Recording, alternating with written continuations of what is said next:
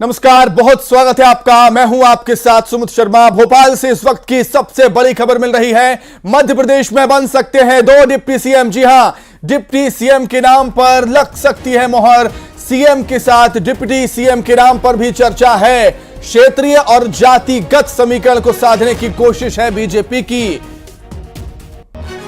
इस वक्त की बड़ी खबर आपको बता रहे हैं राजधानी भोपाल से। मध्य प्रदेश में 2 डिप्टी सीएम बन सकते हैं। जी हां, बहुत बड़ी खबर है। डिप्टी सीएम के नाम पर भी मोहर लग सकती है। एक सीएम के साथ 2 डिप्टी सीएम भी मध्य प्रदेश में बनाए जा सकते हैं।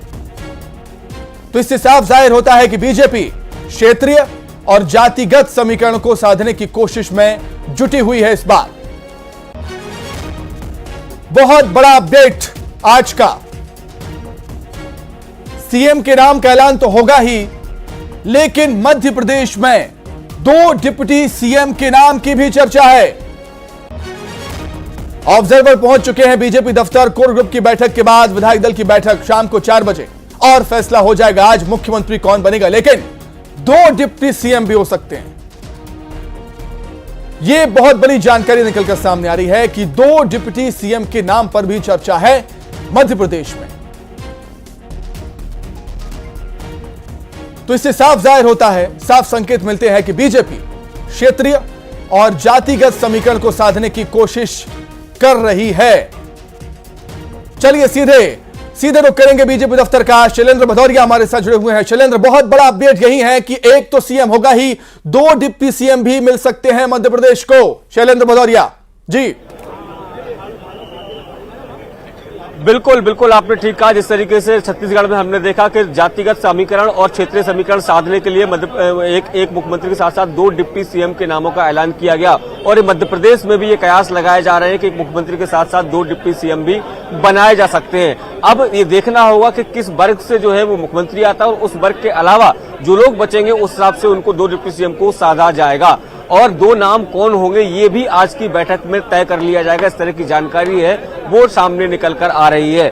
पहले मुख्यमंत्री के नाम पर चर्चा होगी और उसके बाद जो है वो 2 डिप्टी सीएम के नाम पर चर्चा होगी। देखिए, डिप्टी सीएम इसलिए बात हो रही है कि देखिए, छोटा सा राज्य छत्तीसगढ़ जहां पर डिप्टी सीएम 2 बनाए गए, और मध्य प्रदेश जो है जिन 5 राज्यों में चुनाव हुआ सबसे बड़ा राज्य जो है वो मध्य प्रदेश था। और अगर बीजेपी के लिहाज से देखें तो ये लोकसभा के लिहाज से भी हो और विधानसभा के लिहाज से ये बीजेपी का गढ़ बन गया है। और जिस तरीके से 2019 के चुनाव में 29 में से 28 सीटें यहाँ बीजेपी की जीती थी, और इस बार 29 के 29 का लक्ष्य लेकर जो चल रहे हैं। और एक और महत्वपूर्ण बात इसके पीछे ये भी है कि जिस तरीके से 7 सांसद चुनाव लड़े थे, 2 सांसद चुनाव हारे और 5 सांसद जो है वो जीतकर चुनाव आए हैं। इन 5 सांसदों से इस्तीफे करा दिए गए हैं, जिसमें 2 केंद्रीय मंत्री थे, उनके मंत्रालय से भी इस्तीफे हो गए। तो ऐसे में मध्य प्रदेश में उनके लिए किस तरह की संभावनाएं हैं, इस सब पर पहले विचार कर लिया गया होगा, और उसके बाद ही उनको इस तरह से इस्तीफे दिलवाए गए हैं। तो ये बहुत महत्वपूर्ण बात है। ये मानी जा सकती है कि मध्य प्रदेश में सीएम के साथ साथ 2 डिप्टी सीएम को लेकर भी आज सहमति बन सकती है। नाम कौन होंगे ये लगभग 2 घंटे बाद सामने आ पाएगा। बिल्कुल नाम कौन होंगे, सीएम कौन होगा, डिप्टी सीएम कौन होगा, ये तो पता चल ही जाएगा हमें शैलेंद्र। लेकिन अगर हम एक अंदाजा लगाएं तो जिन सांसदों को उतारा गया, विधानसभा चुनाव लड़ाया गया, विधायक बन गए हैं, सांसद पद से इस्तीफा वो दे चुके हैं, क्या वो 2 नाम हो सकते हैं डिप्टी सीएम के लिए? हालांकि कौन होगा ये तो पता चल ही जाएगा, लेकिन अंदाजे से अगर हम लगाएं इस बात को कि क्या वो 2 नाम हो सकते हैं डिप्टी सीएम के लिए, शैलेंद्र? बिल्कुल निश्चित तौर पर देखिए, जिन 5 सांसदों को इस्तीफा दिलाया गया है और वो सभी सीनियर सांसद हैं। देखिए, चाहे केंद्रीय मंत्री नरेंद्र सिंह तोमर की बात हो, या फिर प्रहलाद पटेल की बात हो, या राकेश सिंह की बात हो, रीति पाठक जो है उनकी बात हो, तो तमाम जो लोग हैं वो दिग्गज लोग हैं, दिग्गज लोग जीतकर आए हैं, जो अलग अलग समय पर बड़ी बड़ी जिम्मेदारियां संभाल चुके हैं। देखिए, नरेंद्र सिंह तोमर जो लगातार केंद्रीय मंत्री रहे, प्रहलाद पटेल लगातार केंद्रीय मंत्री रहे, राकेश सिंह की अगर बात होती है तो वह मध्य प्रदेश के बीजेपी के अध्यक्ष भी रहे, मुख्य सचेतक के तौर पर लोकसभा में उन्होंने काम किया है, लंबा उनके पास अनुभव है। तो सबसे मैं आपको रोकना चाहूंगा, दोबारा लौटूंगा। भोपाल से बड़ी खबर मिल रही है, भोपाल से बड़ी खबर मिल रही है। इस वक्त की बड़ी खबर, बीजेपी दफ्तर में कोर ग्रुप की बैठक चल रही है। जी हां, पर्यवेक्षक ऑब्जर्वर मनोहर लाल खट्टर मौजूद हैं, के लक्ष्मण और आशा लकड़ा भी इस बैठक में मौजूद हैं, शिव प्रकाश, शिवराज सिंह चौहान भी मौजूद हैं, नरेंद्र सिंह तोमर, प्रहलाद सिंह पटेल भी मौजूद हैं, वीडी शर्मा भी आपको नजर आएंगे। तो तमाम दिग्गज नेता इस बैठक में मौजूद हैं। कोर ग्रुप की बैठक ये चल रही है। जी हां, कोर ग्रुप की बैठक चल रही है और तीनों ऑब्जर्वर मनोहर लाल खट्टर, के लक्ष्मण, आशा लकड़ा इस बैठक में मौजूद। शिव प्रकाश, शिवराज सिंह चौहान, नरेंद्र सिंह तोमर, प्रहलाद सिंह पटेल, बीडी शर्मा, तो तीनों ऑब्जर्वर के साथ बीजेपी के तमाम दिग्गज नेता मध्य प्रदेश के इस बैठक में मौजूद हैं। बीजेपी दफ्तर में कोर ग्रुप की बैठक लगातार जारी। इस बैठक के बाद होगी विधायक दल की बैठक और विधायक दल की बैठक के बाद फैसला हो जाएगा कि मध्य प्रदेश का मुख्यमंत्री आखिर कौन बनने जा रहा है।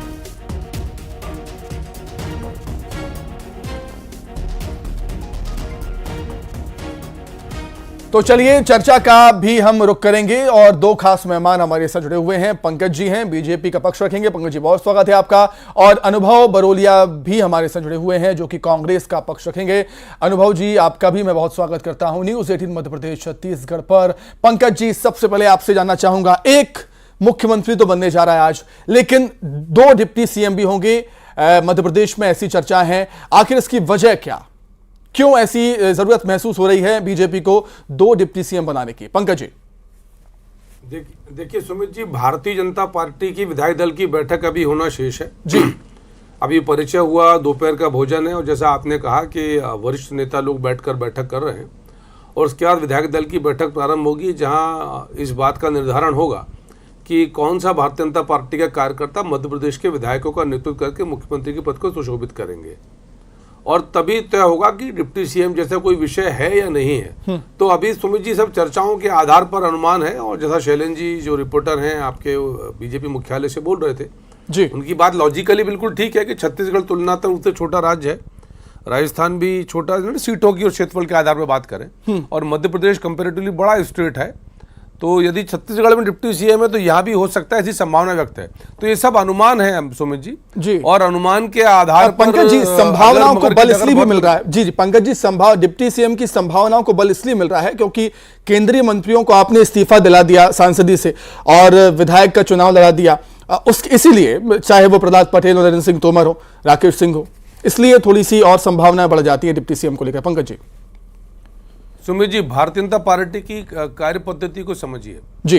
भारतीय जनता पार्टी में हर व्यक्ति मूलतः कार्य करता है जी, देव दुर्लभ कार्यकर्ता, और कार्यकर्ता कभी भी दावेदारी की प्रक्रिया भारतीय जनता पार्टी में है ही नहीं, न पहले थी, न अब है, न आगे रहेगी। जिस कार्यकर्ता को समय काल परिस्थिति के आधार पर संगठन जो दायित्व निर्धारित करता है उसका निर्धारण करता है। इन कार्यकर्ताओं को केंद्र ने, संगठन ने कहा कि आपको सांसद बनना है, केंद्रीय मंत्री का दायित्व निर्वहन करना, वो निर्वहन किया। जब संगठन ने कहा कि अब आपको मध्य प्रदेश में विधानसभा का चुनाव लड़ना है, चुनाव लड़ लिए, तो केंद्रीय मंत्री पद का से त्यागपत्र दिया, सांसदी भी छोड़ी और आज मध्य प्रदेश के विधायक हैं। तो संगठन यदि तय करेगा कि इन जो सीनियर नेता जो केंद्र में थे, सांसद थे या और सीनियर नेता जो मध्य प्रदेश की राजनीति में है, उनकी भूमिका क्या होगी, संगठन तय करेगा। और हर कार्यकर्ता, जिस कार्यकर्ता को जैसा संगठन कहता है, यही भारतीय जनता पार्टी की पद्धति है। इसीलिए हम देश के सबसे बड़े, दुनिया के सबसे बड़े दल होने के बाद, देश में सबसे ज्यादा सांसद विधायक होने के बाद सबसे ज्यादा अनुशासित और व्यवस्थित है। और ये भाजपा की विशेषता भी और विशिष्टता भी है। इसीलिए पार्टी जो है, पार्टी डिफरेंस है, सबसे अलग डिफरेंट अलग प्रकार की सोच वाली पार्टी है। तो इसलिए अभी ये सब सुमित जी अनुमान है कि डिप्टी सीएम रहेंगे, दो होंगे डिप्टी सीएम, ऑब्वियसली सीएम तो एक होना ही है, पर डिप्टी सीएम की प्रक्रिया जो है अभी मीडिया की चर्चा में है, फिर बाकी भाजपा के विधायक दल तय करेंगे, संगठन तय करेगा। ठीक है, चलिए लौटते हैं आपके पास। अभिनव जी क्या कुछ कहना चाहेंगे? जब बीजेपी की सरकार बनी मध्य प्रदेश में, तब मुख्यमंत्री का चयन करने में शायद बीजेपी को इतनी दिक्कत नहीं हुई जितनी अभी हो रही है। क्या आप ये मानते हैं, इत्तेफाक रखते हैं इस बात से? चुनौती इस बार ज्यादा बीजेपी के सामने सीएम के फेस को लेकर। अभिनव जी। देखिए, मुझे ऐसा लगता है कि ये खैर भारतीय जनता पार्टी का अपना अंदरूनी मामला है, लेकिन सरकार का एक एक दिन बहुत कीमती होता है। आज लगभग 8 से 9 दिन हो चुके हैं और जनता जो है वो कई चीज़ों से सफ़र कर रही है। आज भी आपने देखा होगा बिजली की समस्या को लेकर लाखों लोग परेशान हैं, बिजली कंपनियां भी परेशान हैं, चलती ट्रेन में रेप हो रहे हैं। तो ये जो सुरक्षा और सारी चीज़ें जो हैं ये सरकार चलाती है और सरकार अभी यहाँ पे गठित नहीं हुई है। तो हम तो इतनी चाहते, जैसे हमारी सरकार तेलंगाना में देखा होगा आपने, आज 5-6 दिन हो चुके हैं, वहाँ पर हमारी 6 गारंटीज भी लागू हो गई हैं और लगातार सरकार सरकार वहां पे चल रही है। तो मुझे ऐसा लगता है कि सरकार को जल्द से जल्द गठन करना चाहिए, ये उनका आंतरिक मामला है, लेकिन जितनी जल्दी हो सके उतनी जल्दी सरकार का गठन होना चाहिए। पंकज जी क्या कुछ कहेंगे? जल्द से जल्द सरकार का गठन होना चाहिए क्योंकि बहुत सारे काम हैं जो पेंडिंग है करने हैं सरकार को। देखिए सुमित जी, भारत के संविधान में किसी भी राज्य में और केंद्र में कभी भी ऐसा अवसर नहीं आता जब सरकार नहीं होती जी। और अभी मध्य प्रदेश में मुख्यमंत्री शिवराज जी की सरकार है।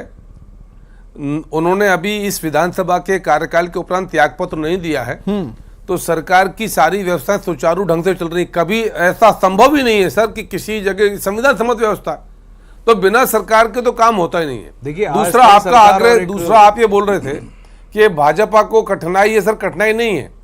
2003 में पर्यवेक्षक आए, 2004 में जब बाबूलाल गौर जी सीएम बने तब पर्यवेक्षक आए, 2005 में जब शिवराज जी बने तब पर्यवेक्षक आए, 2008 में शिवराज जी बने तब पर्यवेक्षक आए, 13 में पर्यवेक्षक आए, 18 में जब गोपाल भार्गव नेता प्रतिपक्ष बने तब विधायकों ने और प्रभारी ने तय किया। तो कहीं भाजपा में असमंजस, कठिनाई जैसा विषय नहीं है। ये हमारी प्रक्रिया और इसकी कोई समय बाध्यता नहीं है।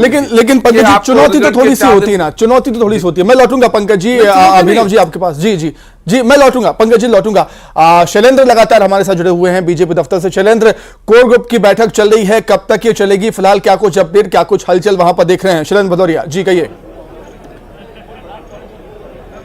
देखिए बिल्कुल अंदर जो है वो कोर ग्रुप की बैठक जो है लगातार जारी है। ये बताया जा रहा है कि लगभग 15 से 20 मिनट ये बैठक और चलेगी और उसके पहले जो तमाम समर्थक हैं वो बाहर जरूर मौजूद हैं और तमाम सारे समर्थक, अलग अलग नेताओं के समर्थक यहाँ पहुंचे हुए। मैं तस्वीरों के माध्यम से आपको दिखाऊंगा कि बड़ी संख्या में जो कार्यकर्ता पहुंचे और अभी हमने देखा कुछ देर पहले ही ये लोग मुख्यमंत्री शिवराज सिंह चौहान जिंदाबाद के नारे लगा रहे थे। जो तमाम जो नेता जो दौड़ में हैं उन सभी के समर्थक यहाँ पहुंचे हुए और अपने अपने जो नेता है उनको मुख्यमंत्री के तौर पर वो देखना चाहते हैं और यही कारण है कि यहाँ पर वो उस पल का इंतजार कर रहे हैं जब पूरी बैठक संपन्न होगी और बैठक के बाद नामों का ऐलान किया जाएगा कि आखिर कौन वो व्यक्ति है जो मध्य प्रदेश का मुख्यमंत्री बनने जा रहा है। तो ऐसे में तमाम जो बैठकें अंदर चल रही हैं, लेकिन कौतूहल जो है वो बाहर के लोगों में ज्यादा है। अंदर जो लोग हैं उन्हें तो पता है क्या प्रक्रिया चल रही है, लेकिन बाहर जो लोग मौजूद हैं वो एक एक पल की अपडेट जानना चाहते हैं कि आखिर क्या। देखिए पोस्टर लेकर पहुंचे हुए हैं, कुछ आप तस्वीरों में जिस तरीके के शिवराज जी का पोस्टर लेकर उनके समर्थक यहाँ पहुंचे और कह रहे हैं कि मध्य प्रदेश का मुख्यमंत्री शिवराज सिंह चौहान कोई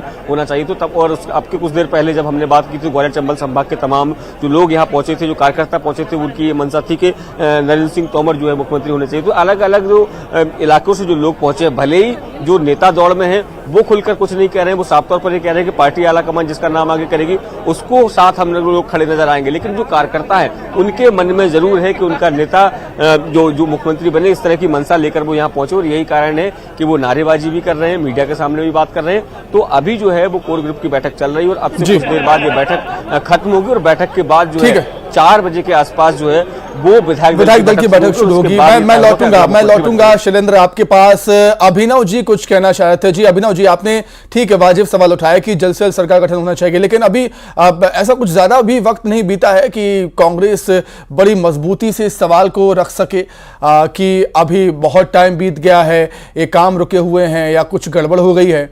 अभिनव जी देखिए, एक विपक्ष के नाते हम लगातार जनता की आवाज तो उठाना हमारा लोकतांत्रिक अधिकार है और हम लगातार जनता की बात करेंगे। मैं लगातार बोल रहा हूं ये भारतीय जनता पार्टी का अपना अंदरूनी मामला है और हम बस जनता की बात ही कर रहे हैं। जनता भी इंतजार कर रही है कि जल्दी उसको कोई चेहरा मिले। मध्य प्रदेश में सरकार बनी है भारतीय जनता पार्टी की, तो उसको चेहरा चाहिए। तो ये चीजें 8 दिन मतलब नॉर्मली 4-5 दिन में हर सरकार जहां जहां होता है वहां गठन हो जाता है, लेकिन यहां नहीं हुआ है। तो ये बात जायज है क्योंकि किसान यहां का इंतजार कर रहा है। 18 तारीख को तुलाई होनी है धान की और सब इंतजार कर रहे हैं कि वो 3100 और 3000 की जो घोषणा शिवराज जी ने करी थी वो कब होगी। बिजली का मैंने जैसे बताया आज बहुत बड़ा मुद्दा सारे अखबारों में भी आया है और चर्चा का विषय है। लाखों लोगों को बोला गया था, घोषणाएं करी गई थी कि उनका बिजली का बिल नहीं जमा करना है उनको, लेकिन अब ये गफलत हो गई है। बिजली कंपनियां कह रही हैं कि हमें चाहिए बिल और पब्लिक बिल नहीं भर रही है। तो इन चीजों को भी संभालने के लिए मंत्री चाहिए। हाँ ठीक है, मैं मानता हूं अस्थायी सरकार यहां पर चल रही है,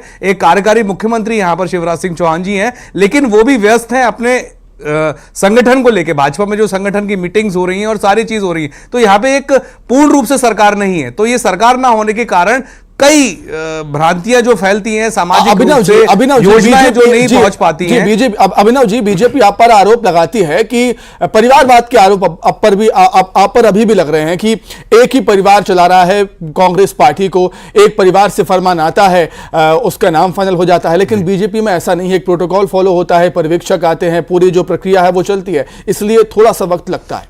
ऐसे आरोप लगते हैं आप पर। अभी देखिए आप जी मैं ये कहना चाहूंगा, हमारी पार्टी में आपने देखा हो लोकतांत्रिक तरीके से चुनाव हुआ था। शशि थरूर जी ने भी फॉर्म भरा था, खड़गे जी ने भी फॉर्म भरा था और पूरे प्रदेश में वोटिंग हुई थी और लोकतांत्रिक तरीके से हमारा राष्ट्रीय अध्यक्ष खड़गे जी को चुना गया था। यहां पे कोई परिवारवाद नहीं था, खड़गे जी ही हमारे राष्ट्रीय अध्यक्ष लोकतांत्रिक तरीके से चुने गए थे। यहां रबर स्टैंप नहीं था कि जेपी नड्डा जी को फिर से रिवर्ट आपने रबर स्टैंप बना के चिपका दिया, और ये सब सारी चीजें यहां पर नहीं। और देखिए, महज इतनी सी बात बता रहा हूं आपको मैं कि 5-6 राज्यों में भारतीय जनता पार्टी है। इतना सोचना नहीं चाहिए कि पूरे प्रदेश, आप देखिए ना केरला में है, ना तमिलनाडु में है, ना कर्नाटक में है, ना आंध्रा में है, ना तेलंगाना में है, ना उड़ीसा में है, ना बिहार में है, ना बंगाल में है, ना पंजाब में, ना हिमाचल में, महाराष्ट्र में खरीदी हुई सरकार चल रही है, ये सबको पता है। आप बचे 4-5 राज्यों में, अभी आपके पास नए राज्य आए हैं, छत्तीसगढ़ और राजस्थान और मध्य प्रदेश में किस तरीके से सरकार छीनी गई थी वो सबको पता है। तो इतना समय जो लग रहा है, मुझे लग रहा है जो भी आपको बंदरबाट करनी है, लेकिन जनता के हित में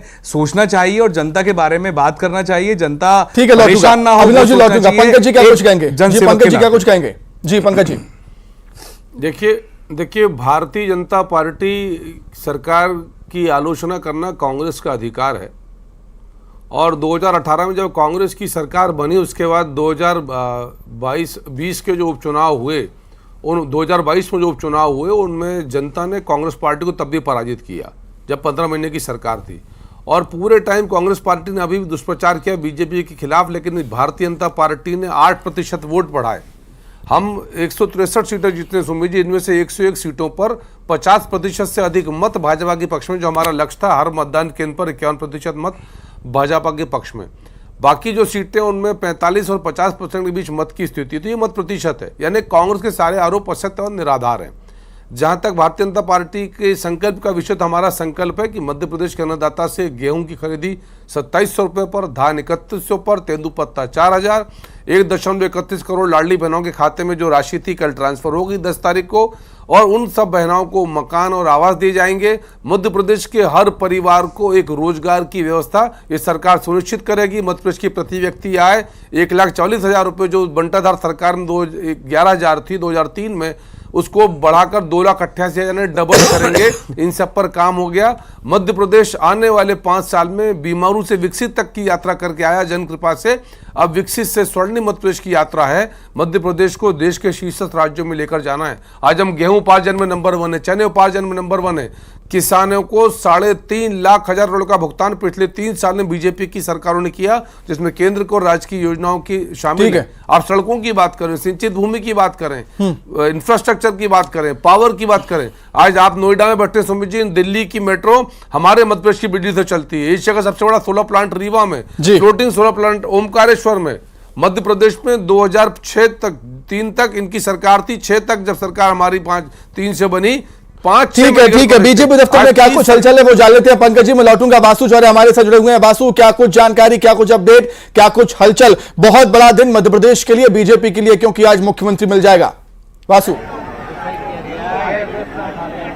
अब बिल्कुल देखिए, मैं बीजेपी कार्यालय के सामने मौजूद हूं और यहाँ पर जो कार्यकर्ताओं का जोश है, उत्साह है, वो फिलहाल बढ़ता हुआ दिखाई दे रहा है। और जो समर्थक आए हुए हैं, तमाम नेताओं के जो सीएम इन वेटिंग बताए जा रहे हैं, जो सीएम पद के दावेदार बताए जा रहे हैं, उनके समर्थकों ने यहाँ पर जो है नारेबाजी इस समय शुरू कर दी है। और आप ये सीधे तस्वीरों में देख सकते हैं कि शिवराज सिंह चौहान को मुख्यमंत्री बनाने की मांग एक बार फिर से यहाँ जोर पकड़ रही है।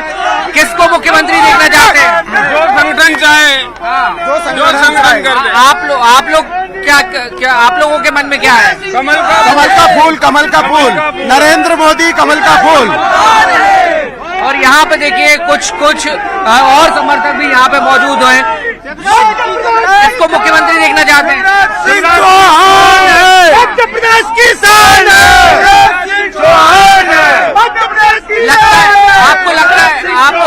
आपको लगता है एक बार फिर पार्टी मौका देगी शिवराज जी? बिल्कुल सही बात है। भारतीय जनता पार्टी एक अच्छा संगठन चलाती है और माननीय शिवराज सिंह चौहान की उनकी जो योजना है लाडली बहनों की और भांजियों की योजना, उनको देखते हुए पुनः मुख्यमंत्री शिवराज सिंह चौहान ही बनाएंगे।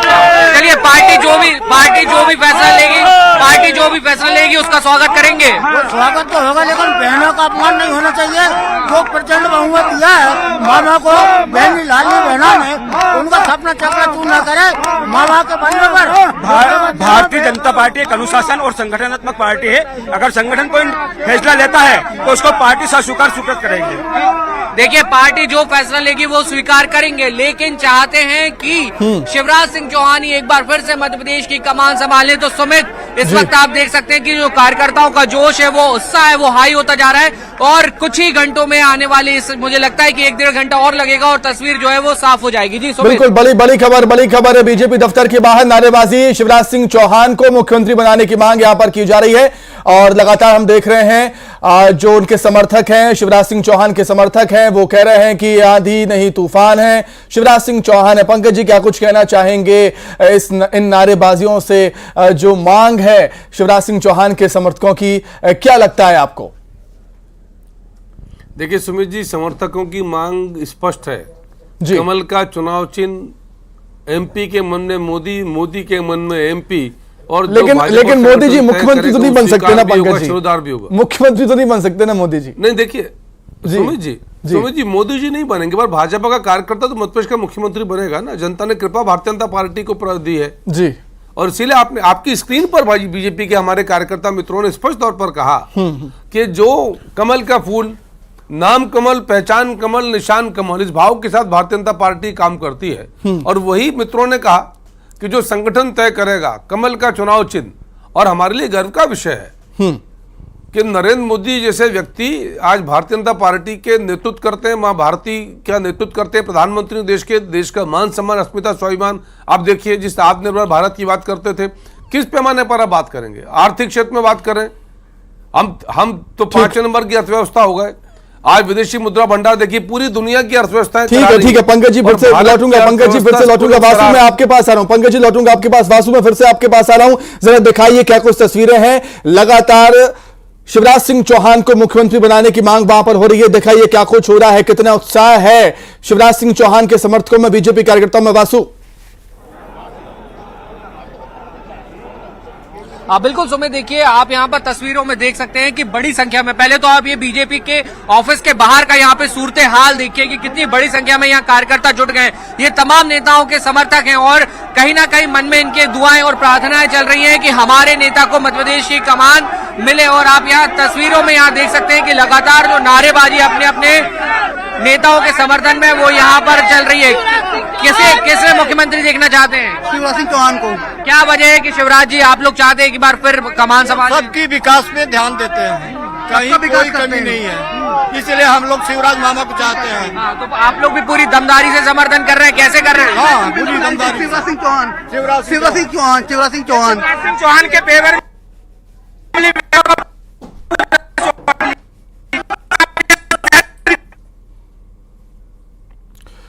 तो बिल्कुल तस्वीरें आप देख रहे हैं। बीजेपी दफ्तर के बाहर शिवराज सिंह चौहान के समर्थक नारेबाजी कर रहे हैं कि मामा मामा, आंधी नहीं तूफान है, शिवराज सिंह चौहान है। लेकिन बीजेपी के दिल में क्या है, ये देखना होगा।